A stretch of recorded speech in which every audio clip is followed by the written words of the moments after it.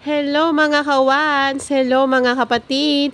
Tuwing sasapit ang Pasko o di kaya bagong taon, isa sa madalas nating makita sa ating lamesa ang custard cake. Napakalambot ng chiffon cake at hindi masyadong matamis na custard plant. Tara, let's! Una po natin gagawin dito ay pagsamahin natin ng sugar at ang water at ika-caramelize po natin to sa sobrang hina ng apoy. Kapag nakaramelize na po natin ang ating sugar, pwede na po natin yan isalin sa ating baking pan. Ang ginamit ko pong baking pan dito ay 6 inches. At iset aside po natin ito. Susunod na gagawin po natin ay ang custard plant. 2 itlog na large po ang aking ginamit dito. Minix ko muna po ang 2 itlog, saka ko to lalagyan ng ating evap milk at ang condensed milk.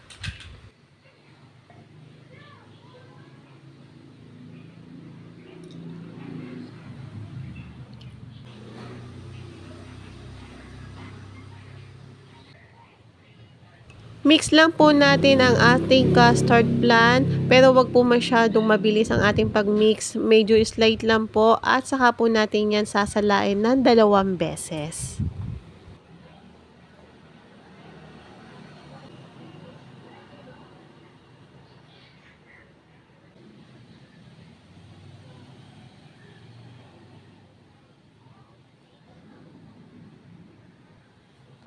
At pagkatapos po natin salain ang ating custard plant, pwede na po natin isalin dito sa ating pan. Iset aside uli po natin at gagawa naman po tayo ng ating chiffon cake.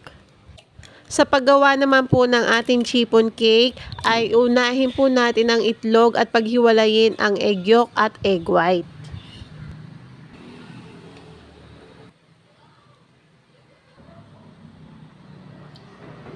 Set aside po muna natin ang egg white. Sa egg yolk, maglagay po tayo ng oil, sugar, asin at water.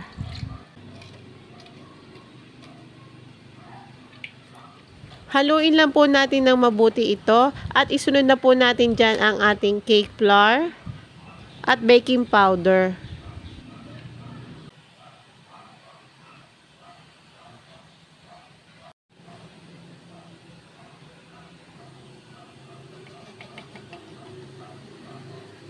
Make sure po na gagamit tayo ng salaan para iwas sa pagkakabuo-buo po ng ating dry ingredients.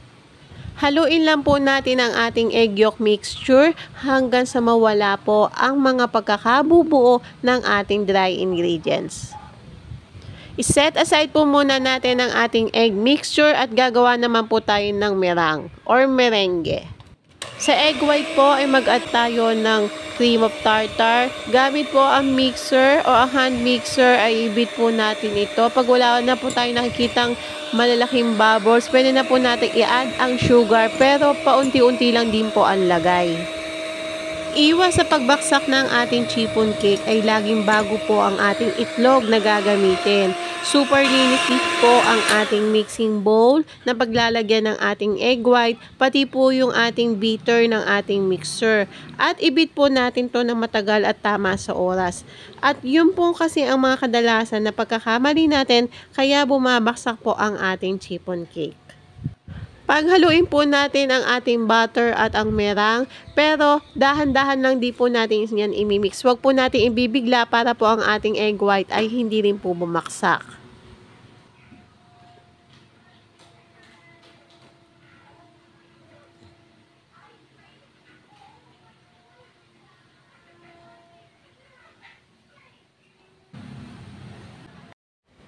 Hindi rin po natin kailangan i-overmix ang chiffon cake.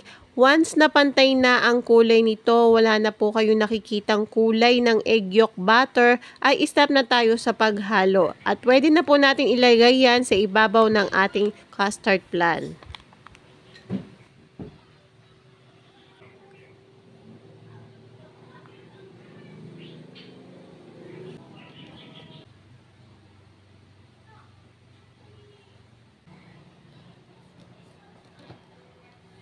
Ilagay po natin ang ating pan sa isang malaki-laki sa kanya na pan. Lalagyan po natin to ng mainit na tubig.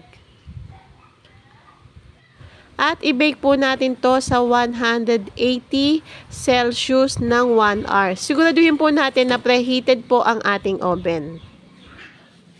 At ito na po ang ating custard cake. I-check po natin yan ng stick. Pag wala pong sumasabit sa ating stick, ay lutong-luto po ang ating custard cake. Palamigin po muna natin ang ating custard cake bago po natin ito i-transfer sa ating lalagyan. Dahan-dahan nyo lang pong aangatin ang ating baking pan para iwas din po ito sa pagkakasira ng ating custard plant. At ito na nga po ang ating custard cake na hindi ganun katamis ang ating custard plant at napakalambot ng ating chiffon cake. Hanggang sa muli mga kapatid, follow for more ideas and recipes. Bye-bye!